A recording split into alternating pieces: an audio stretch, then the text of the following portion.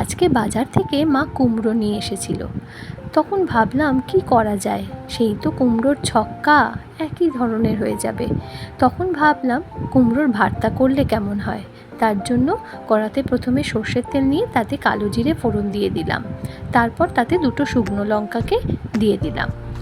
এরপর গোটা রসুনকে সামান্য সাঁড়াশি দিয়ে একটু থেতো করে নিয়ে সেটা দিয়ে দিলাম। সাথে দিলাম কিছুটা পেঁয়াজ কুচি দিয়ে বেশ ভালো করে নাড়াচাড়া করে পেঁয়াজটাকে ভেজে নিলাম।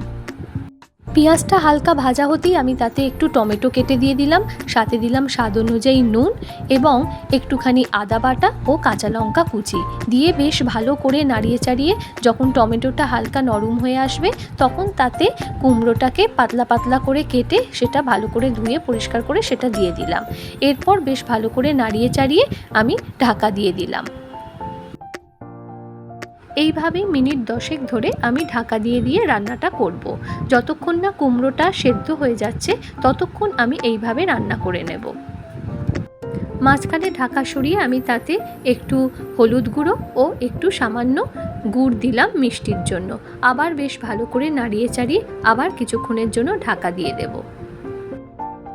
মিনিট 5 পরে আবার ঢাকাটা সরিয়ে আমি আবার ভালো করে নাড়িয়ে চাড়িয়ে দেখে নিচ্ছি যে কুমড়োটা সেদ্ধ হয়েছে কিনা। এরপর আমি একটা স্ম্যাশারের সাহায্যে বেশ ভালো করে কুমড়োটাকে এইভাবে স্ম্যাশ করে নিচ্ছি।